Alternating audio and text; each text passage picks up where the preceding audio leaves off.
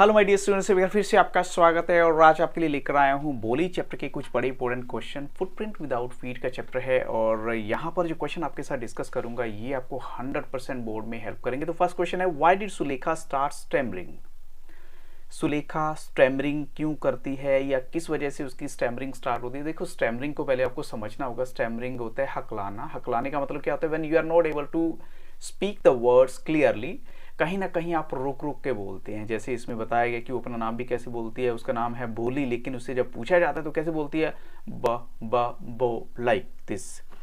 तो यहाँ हम कहेंगे उसकी जो स्टैमरिंग कैसे स्टार्ट होती है। जब वो 10 मंथ की थी तो she fell off the cot. वो कॉट होता है चारपाई से गिर जाती है। She fell on her head, अपने सिर के बल पे गिरती है, मीन सिर उसका नीचे लगता है। तो some part of her brain was damaged. She could not speak till she was 5। और वो इसीलिए जो है कुछ जैसे उसके ब्रेन का पार्ट डैमेज हो जाता है तो 5 साल की एज तक वो कुछ बोल ही नहीं पाती। तो at last she learn to speak but she stammered badly. बाद में उसने सीख लिया लेकिन उसकी जो स्टैमरिंग है वो बहुत ज़्यादा थी उसमें। ऐसे क्वेश्चन 2 है, for what unusual reason was Boli sent to school? तो किस अनयूजुअल रीजन की वजह से उसे स्कूल में भेजा गया था? तो बोलीज मदर जो है वो इस बात को लेकर इंटरेस्टिंग नहीं थी कि गर्ल्स को स्कूल में भेजा जाए। तो वो सोचती है कि नोबडी मैरिड सच गर्ल्स, कि कोई भी ऐसी लड़कियों से शादी नहीं करेगा। लेकिन उनको ये भी पता था कि बोली जो है गुड लुकिंग नहीं है और उसके शादी का भी कोई चांस नहीं है। तो she was thought to be a big trouble for the family, और ऐसा माना जाता था कि वो परिवार के लिए एक बहुत बड़ी ट्रबल ही है, मुसीबत है। तो to get rid of her she was sent to school. तो इसीलिए उसे जो है छुटकारा पाने के लिए उसे स्कूल भेजा जाता है। क्वेश्चन 3 है, why did Ramlal's wife agree to send Bholi to school? ये ऑलमोस्ट सिमिलर ही है कि वो रामलाल की जो पत्नी है यानी भोली की जो मदर है वो बोली को स्कूल भेजने के लिए तैयार क्यों हो जाती है? तो एक्चुअली में उसको ये था कि बच्चियों को स्कूल भेजना ठीक नहीं है और उसे ये भी था कोई ऐसी लड़की उससे शादी नहीं करता था। लेकिन बोली का कोई शादी का कोई चांस नहीं था, गुड लुकिंग नहीं थी। तो ऑलमोस्ट हम कहेंगे वो सारा का सारा आंसर आप सेम दे सकते हैं। क्वेश्चन यही रहेगा लेकिन आंसर सेम है। अब चलते हैं क्वेश्चन 4 के लिए। क्वेश्चन 4 कहते हैं, what was Boli's what made Boli feel that she was going to a better place than her home? उसको ऐसा क्यों लगता है कि वो एक बेटर प्लेस पे जा रही थी अपने घर से कम, क्योंकि जब उसको स्कूल के लिए भेजा जाता है तो उसके मन में ऐसी फीलिंग आती है कि पता नहीं उसे कहाँ भेजा जा रहा है फॉर द टाइम बिंग। लेकिन जब उसको भेजने से पहले अच्छे से नहलाया जाता है, उसे नए कपड़े दिए जाते हैं, उसके बालों को ऑयल लगाया जाता है, तो उसे लगता है कि वाकई मैं जो किसी अच्छी जगह पे जा रही हूँ तो ये बेटर जगह है घर से तो कम से कम। क्वेश्चन 5 क्या है, what did Boli relate the pictures on the school wall to? यानी जो उसने पिक्चर्स तस्वीरें देखी स्कूल की दीवार पे तो वो उनको किनसे रिलेट करती है? तो बोली ने देखा कुछ पिक्चर्स है, जैसे एक हॉर्स की है, एक गॉट की, पैरेट की, एक काऊ की। यानी जो हॉर्स है वो कैसे ब्राउन, जैसा कि तहसीलदार का हॉर्स है, जो तहसीलदार वहां पे उनके गाँव में आया था वो वैसा ही सेम हॉर्स है। गोट का कलर कैसे है? ब्लैक है, जैसे उनकी नेबर की गोट है, उनके पड़ोसी जो है उनकी गोट का कलर है। जो पैरेट है वो ग्रीन वैसी है जैसे कि parrots in the mango garden है। और जो काऊ है उसका कलर वैसे है जैसे उनकी अपनी काऊ थी। तो इसका मतलब है उनको उनके साथ रिलेट करती है जो उसके आसपास की सराउंडिंग वाले जानवर है या चीजें हैं। ऐसी क्वेश्चन 6 है, how did the teacher's kind treatment change Bholi's views about school? Teacher का जो काइंड ट्रीटमेंट है वो बोली का स्कूल के बारे में व्यू कैसे चेंज कर देती है? देखो, बोली से पहले कभी ने किसी ने प्यार से बात नहीं की, उसको हमेशा डांट मिली या थोड़ा सा उसको जो है बेवकूफ़ मानते थे सब लोग कि ये तो बुद्धि है ही नहीं, इसमें दिमाग नहीं है। तो लेकिन बोली की टीचर उसे बहुत प्यार से बात करती है, उसको एनकरेज करती है और इवन उसने ये भी कहा कि बोली जो है मोस्ट लर्नेड गर्ल बनेगी इस विलेज के अंदर। तो दीज वर्ड्स फील बोली विद इन न्यू होप। इससे बोली के अंदर एक नई उम्मीद आती है और जो टीचर की एक काइंड और सिंपैथेटिक ट्रीटमेंट है उससे बोली का स्कूल को लेकर जो व्यू है वो बदल जाता है। वो कहती है कि वाकई स्कूल तो बहुत अच्छी जगह है और वहाँ का जो टीचर है या वहाँ की जो टीचर थी वो उसके लिए वाकई एक बहुत बड़ी इंस्पिरेशन थी। Question 7, why did Bholi's marriage to Bishambar not take place? अब क्या रीजन है कि बोली की शादी जो है वो बिशंबर से नहीं हो पाती? तो देखिए, बिशंबर जो है उसने देख लिया था वरमाला के टाइम में कि भोली के फेस पे कुछ ब्लैक पोक मार्क हैं उसके फेस के ऊपर। तो he refuse to marry her unless she was given 5000 rupees. वो कहता है कि जब तक मुझे 5000 रुपये नहीं मिलेंगे तो मैं शादी नहीं करूंगा। रामलाल उसे पैसा भी दे देता है लेकिन बोली कहती है कि विशंबर मीन और लालची आदमी है तो वो ऐसे आदमी से शादी करेगी ही नहीं।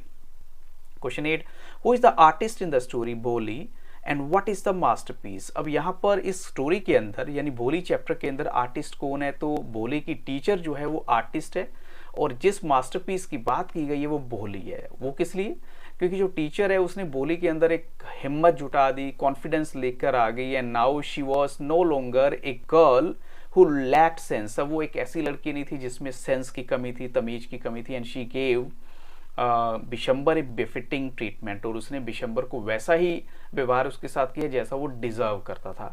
क्वेश्चन 9 है, who was Bishambar Nath and why did Bholi's parents accept his marriage proposal. अब देखो बिशंबर नाथ कौन था, उसका मैरिज प्रपोजल बोली के पेरेंट्स ने क्यों एक्सेप्ट किया। तो ऑफकोर्स बिशंबर नाथ जो है काफ़ी रिच आदमी था गाँव का, और एक वेल टू डू ग्रोसर है, नेबरिंग विलेज से है, थोड़ा लंगड़ा के चलता है, 50 ईयर ओल्ड है, विडोअर है, उसकी पहली वाइफ की डेथ हो गई है, बच्चे बहुत बड़े बड़े हैं पहली वाइफ से जो उसके बच्चे हैं।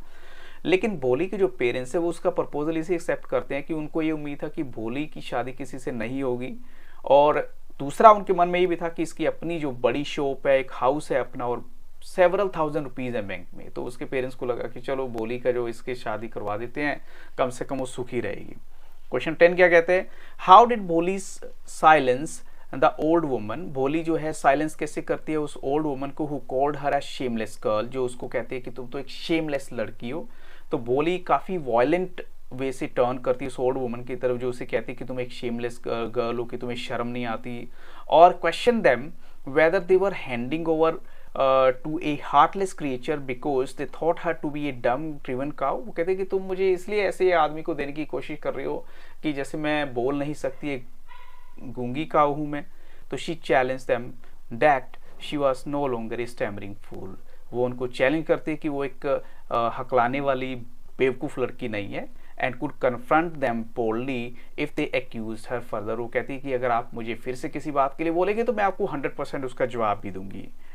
ऐसी क्वेश्चन 11 है, बोली का जो रियल नेम है वो सुलेखा है, and we are told this right in the beginning but only in the last in one paragraph of the story Bholi is called by this name again। तो why do you think she is called Sulekha at that point of time। देखिए भोली का नाम सुलेखा है, लेकिन सिर्फ एक जगह पे लास्ट में कहीं ना कहीं उसका नाम सुलेखा प्रॉपर वे से बताया गया। तो ऐसा क्यों।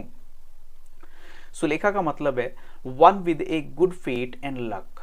अगर सुलेखा का ओरिजिनल मतलब देखें तो जिसका लक अच्छा है, किस्मत अच्छी है, बोली को सुलेखा सिर्फ at the end of the story बोला गया because she brings herself good luck by becoming an educated enabled and strong woman. क्योंकि काफ़ी पढ़ लिख जाती है और स्ट्रॉन्ग हो जाती है बिहेवियर से, and she makes her choice by refusing to marry a greedy man. और उसने अपनी चॉइस को कैसे बनाया कि वो एक लालची आदमी से शादी करने से मना कर देती है, और विलेज स्कूल में टीच करने का प्लान करती है, और सर्व करने की भी कि अपने पेरेंट्स को मैं सर्व करूँगी, उनकी सेवा करूँगी। तो हर पॉजिटिव पर्सनैलिटी उसके नाम से बिल्कुल मैच कर रही है जो कि सुलेखा है, और इन द एंड ऐसा बोला गया है।